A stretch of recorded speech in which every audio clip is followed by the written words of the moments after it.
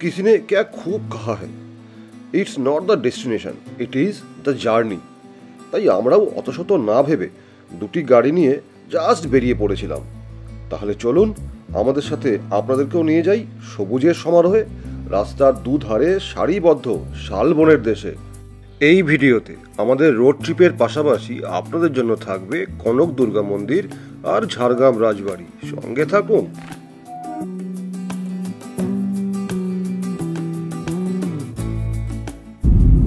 22শে November 2025, ঘড়ি বলছে এখন সকাল 6:25, আর আমরা চলেছি আজকে ঝাড়গ্রাম।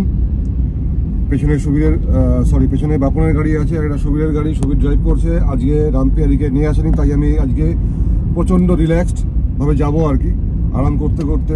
নো ড্রাইভিং, না ভাই আজকে আমি কিন্তু তুই চালাবি, আজকে কিন্তু আমি গাড়ি চালাতে পারবো না। তোর যে ড্রাইভিং মোড, এটা মানে একটা সর্বজন বিদিত যে এত ক্ষমা কর ভাই, আজকে আমি পুরো আনন্দ করতে করতে, ওই জন্যই রামপিয়ারিকে আমি আনিনি। কারণ রামপিয়ারিকে আনলে সুবীর ড্রাইভ করতে চায় না, একদমই চায় না, করে না। তো ওই জন্য রামপিয়ারিকে না নিয়ে আজকে সুবীরের গাড়িতে যাচ্ছি ইচ্ছে করে, যাতে সুবীর ড্রাইভ করবে, আমি আরাম করে বসে বসে যাব। পেছনে ঋদ্ধি আছে, টমটম আছে, আর বাপনের গাড়িতে আছে বাপন, পল্টু আছে, আর সাথী আর মোনালিসা। বাবি আজকে নেই, বাবির মাও নেই, কারণ বাবির পরীক্ষা আগামী সোমবার থেকে, আজকে শনিবার, তাই বাবি যেতে পারেনি। তো শুরু করলাম আমাদের যাত্রা।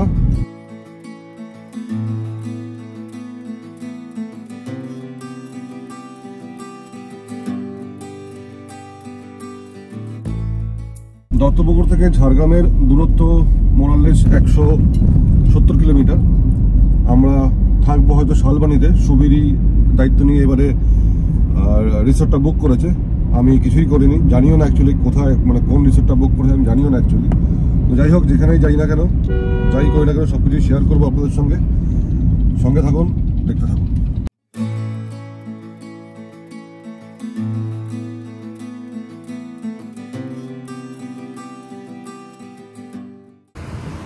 এখন আমরা আছি বেলঘরিয়া এক্সপ্রেসওয়েতে। এটা আমাদের আজকের ফার্স্ট স্টপেজ। চা খাবো, বাপন আসছে, বাপনের জন্য ওয়েট করছি। বাপন এলে চা খাবো, তারপর আমরা আবার বেরিয়ে যাব আমাদের গন্তব্যে। আগে অনেক বড় বড় দোকান ছিল এই রোডের ওপরে, কিন্তু এই রাস্তাটা এখন চওড়া করবে, যার কারণে দোকানপাট সব ভেঙে দিয়েছে। এখন কিছু অস্থায়ী দোকান, আমার পেছনে দেখছেন, এরকম কিছু অস্থায়ী দোকানই এখন অবশিষ্ট আছে চা খাওয়ার জন্য।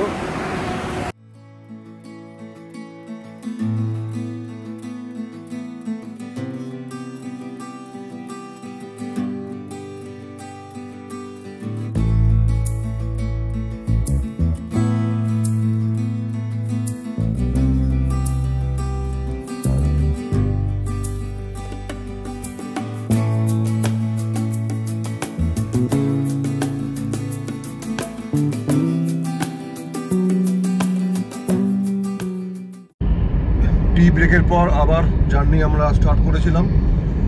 এখন উঠে গেছি বোম্বে রোড, মানে যেটা NH-16। তাই বাপনকে খোঁজার চেষ্টা করছি। বাপনের গাড়ি পেছনে আছে, ও একটু আস্তেই চালায়, যদিও আমরাও আস্তেই চালাচ্ছি। সুবিধা খুব আস্তেই ড্রাইভ করছে। 70-80-র উপরে আমরা ন্যাচারালি ড্রাইভ করি না, সেটা আমি হই বা সুবীর বা বাপন, সবাই মেনটেন করি, এই স্পিডটাই মেনটেন করি। যদি কেউ এগিয়ে যায় যাবে, যদি কেউ পিছিয়ে যায় যাবে, তাতে কোনো তাড়াহুড়ো নেই। At the end of the day সবাই সুস্থ স্বাভাবিকভাবে পৌঁছানোটাই আমাদের লক্ষ্য, বা সেটাই শেষ কথা। বহুদিন পর না সুযোগ হয়েছে এরকম আরাম করে বসে বসে জার্নিটা। সুবীর কতদিন করিনি বলতো।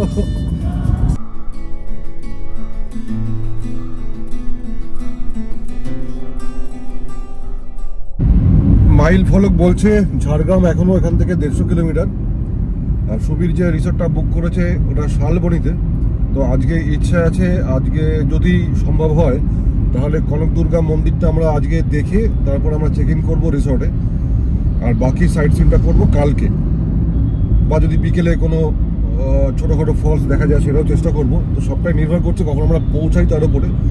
তো খুব একটা দেরি হওয়ার কথা নয়, রাস্তাঘাট ফাঁকাই আছে আজকে। তোমায় দেখেছি শারদ প্রাতে, তোমায় দেখেছি মাধবী রাতে, তোমায় দেখেছি হৃদি মাঝারে ওগো বিদেশিনী।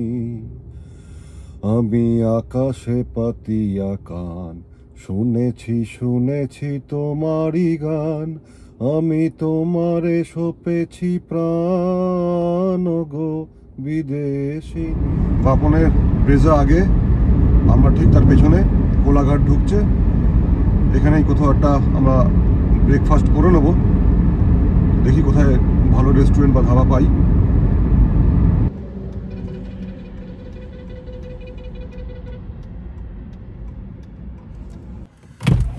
It's time for breakfast. আমরা দাঁড়ালাম, কি নাম এটার, রাধাকৃষ্ণ হোটেল অ্যান্ড রেস্টুরেন্ট। এখানে দাঁড়ালাম আমাদের আজকের ব্রেকফাস্ট করার জন্য।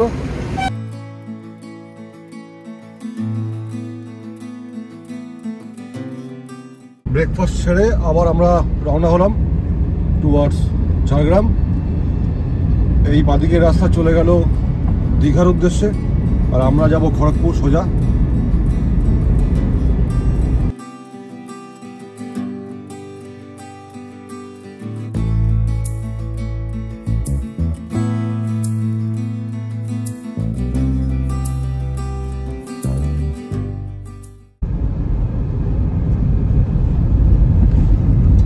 এই বাদিকের রাস্তা চলে গেল খড়গপুর টাউন, আর আমরা বাইপাস ধরে চলে যাব স্ট্রেট। হাইওয়ে ছেড়ে আমরা ঢুকে পড়লাম ঝাড়গ্রামের রাস্তায়। প্রথমে আমরা যাব কনকদুর্গা মন্দিরে, তারপরে আমরা চেক ইন করবো রিসর্টে, যেটা সুবীর বুক করেছে। এখান থেকে এখনও 26 কিলোমিটার কনকদুর্গা মন্দির, তবে তার আগে আমাদের রিসর্টটা পড়ে যাবে, কিন্তু আমরা ঢুকবো না, না ঢুকে আমরা স্ট্রেট বেরিয়ে যাব টুয়ার্ডস মন্দির। দর্শন করে তারপর আমরা চেক ইন করবো রিসর্টে। মন্দিরে যাওয়ার পথেই আমরা দাঁড়ালাম শালবনির জঙ্গলে। সবই শাল গাছ, শাল গাছের বন, তাই এর নাম হচ্ছে শালবনি। যদি প্রকৃতিকে ভালোবাসেন, সবুজকে ভালোবাসেন, তবে শীতের কোনো একটি উইকেন্ড নিরিবিলিতে এখানে 2 দিন কাটানো যেতেই পারে।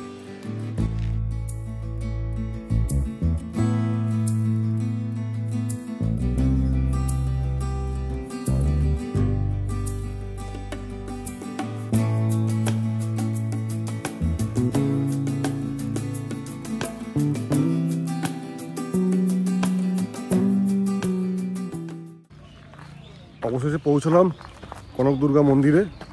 তবে অনেক গাড়ি দেখছি পার্কিং করা, মনে হচ্ছে সবাই টুরিস্ট, প্রচুর গাড়ি আছে আজকে। এটা যে পার্কিং, এখান থেকে কিছুটা পায়ে হেঁটে যেতে হবে, তারপর আমরা মন্দির দর্শন করতে পারবো।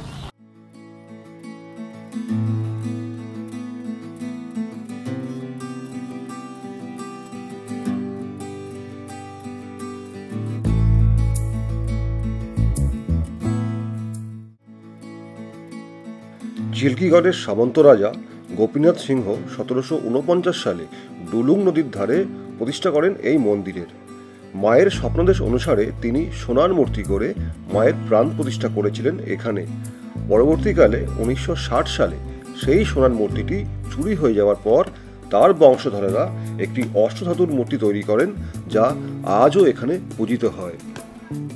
প্রচলিত আছে অষ্টমীর দিন মা নাকি তার নিজের ভোগ নিজেই তৈরি করে নেন। তাই প্রতি বছর অষ্টমী রাতে 3টি কাঠের টুকরো, একটি হাঁসের ডিম ও কিছুটা চাল আর একটি নতুন মাটির হাঁড়িতে জল রেখে দেওয়া হয় মন্দিরের ভেতরে।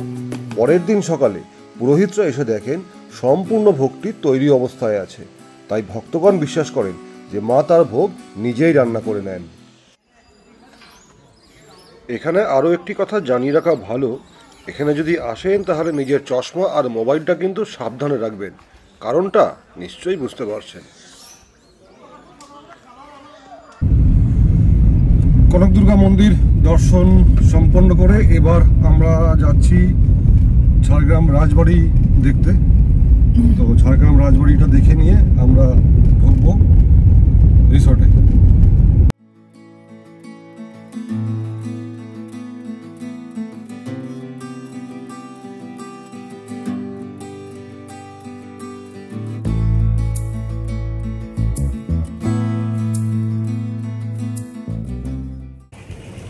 ঝাড়গ্রাম রাজবাড়িতে এখন আর ঢোকা যায় না, আমরাও ঢুকতে পারলাম না। এটা এখন পুরোপুরিভাবে গেস্ট হাউসে রূপান্তরিত হয়েছে, তাই সর্বসাধারণের জন্য প্রবেশ নিষেধ।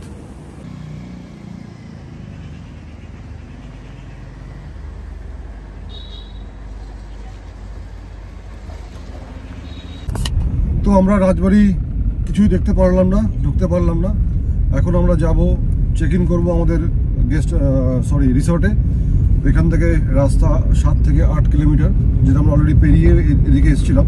তো এখন আমরা পেছন দিকে যাব, গিয়ে চেক ইন করবো। অবশেষে এসে পৌঁছালাম আমাদের রিসর্টে। সকালের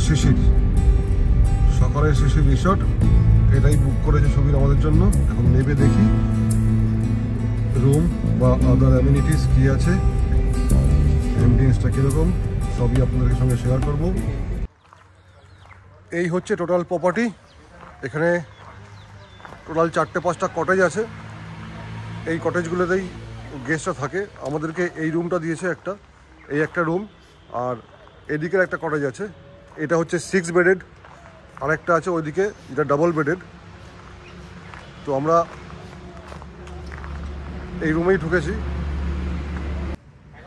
এই হচ্ছে আমাদের রুম।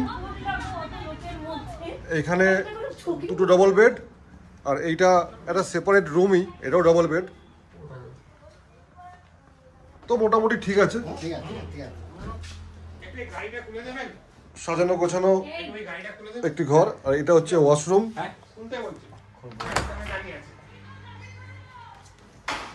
ওয়াশরুমটা বেশ বড় ওয়াশরুম, ভালো পরিষ্কার পরিচ্ছন্ন। এখানে একটা ওয়াশরুম আছে, আর একটা ওয়াশরুম আমাদের বাইরে আছে যেটা কমন, এটাও আমরা ইউজ করতে পারবো। আচ্ছা, এটা শুধুমাত্র কটেজের জন্য, এটা কমন নয়? আচ্ছা, দাদা বলছেন যে এইটা এই কটেজের জন্যই এই ওয়াশরুমটা, এটা কমন নয়। অতএব এই কটেজের জন্য 2টো ওয়াশরুম। এখানে একটা ব্যাডমিন্টন কোর্ট করা আছে, কিছু খাটিয়া পাতা আছে। আমার মনে হচ্ছে সন্ধেবেলা এখানে বসে আড্ডা দেওয়া যেতেই পারে।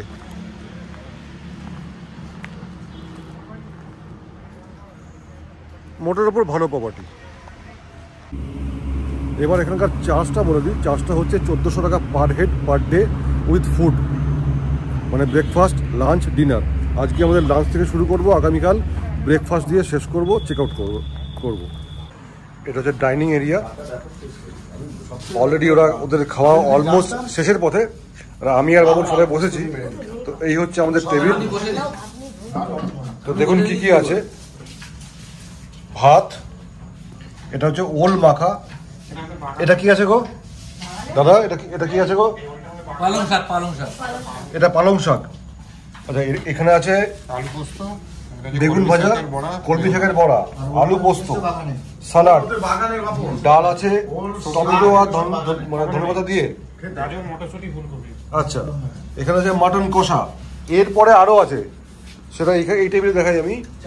এটা হচ্ছে আইসক্রিম, এটা হচ্ছে দই আর চাটনি। সন্ধ্যের আড্ডা কিন্তু জমে গেছে। এখানে বনফায়ার চলছে, এই যে বনফায়ার চলছে, আর এই খাটিয়াতে বসে আমাদের আড্ডা চলছে। এখানে স্ন্যাক্স দিয়েছে, মুড়ি মাখা আর ফ্রেঞ্চ ফ্রাই আর পকোড়া আসছে। তো আমরা বন্ধু বান্ধব মিলে এখন আড্ডার প্রস্তুতি চলছে। এখন আড্ডা প্রস্তুতি নয়, আড্ডা চলছে অ্যাকচুয়ালি। মুড়ি, ফ্রেঞ্চ ফ্রাই, চিকেন পকোড়া, লঙ্কার চপ আর নির্ভেজাল আড্ডা। এইভাবে পুরো সন্ধ্যাটা কাটানোর পর ডিনারে আমাদের জন্য ছিল ডাল, আলু ভাতে, ফুলকপি ভাজা, চিকেন কষা আর মিষ্টি। এই পর্বের ভিডিওটা এখানেই শেষ করলাম। আগামী পর্বে আপনাদের নিয়ে যাব বেলপাহাড়িতে। Till then, stay tune. Thank you.